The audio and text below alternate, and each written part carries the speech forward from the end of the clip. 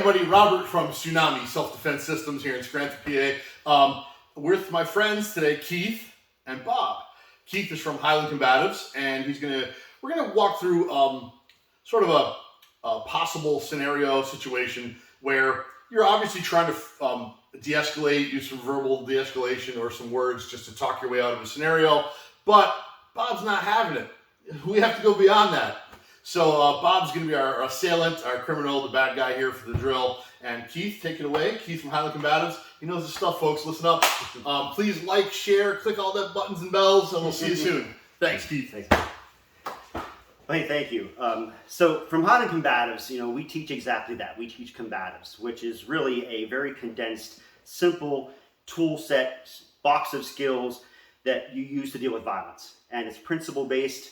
And so one of the things that we've been working on lately is coming up with some principles and some tactics that will help us deal with a person who's a threat that's maybe a bigger threat than maybe we anticipated, right? So we've got a person here that maybe I'm trying to do the right thing, I'm trying to de-escalate, I've got my hands up where I should, I'm trying to de-escalate, but it's obvious this is not going my way.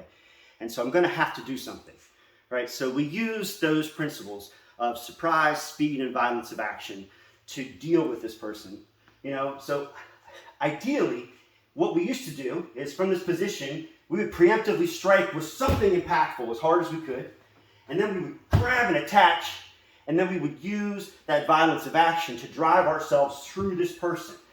Hammer fisting, elbows, those kinds of things.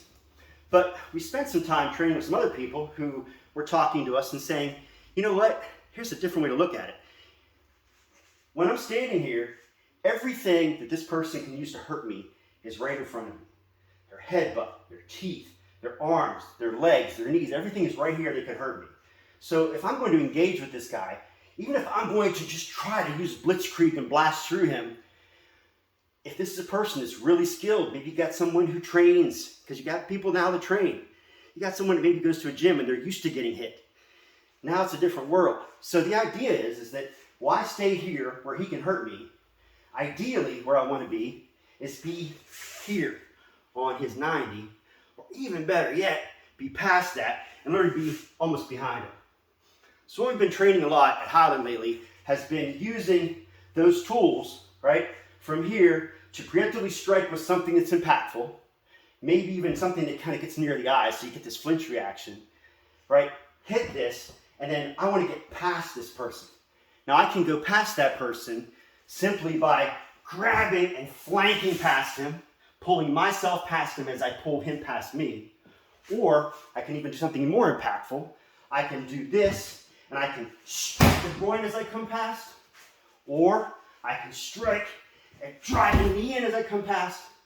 But again, the whole point is to get myself to here, where now all the things he can do to hurt me are facing this way, and I'm here. But it does me no good if I get to here and I let him go, because then all he has to do is simply turn, come back, and re-engage with me. So when I get to here, I've got to maintain some kind of control, either through clothing, through the back of the neck, with some type of gable grip. But from here, there's all kinds of options that I have available to me. We'll get into more of this some other time.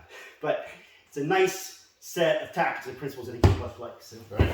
Hey man, love it. Great stuff. Love it. Could you say those three things again? Speed, surprise, violence of action. Speed, surprise, violence of action. Okay, good.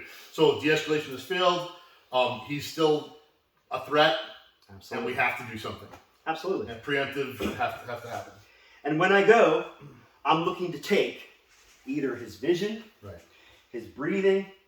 I'm going to break some kind of a limb to mess with his mobility, right? Or weight bearing. Or I'm going to take his consciousness. I'm going to literally knock him unconscious. Right. One of those things I'm looking for. Good stuff. Folks, we don't want to have to go violent, but when we do, we want the right skills. Thank you, Keith, for showing us the way. Thanks, guys. Appreciate it. Stay tuned. See you soon.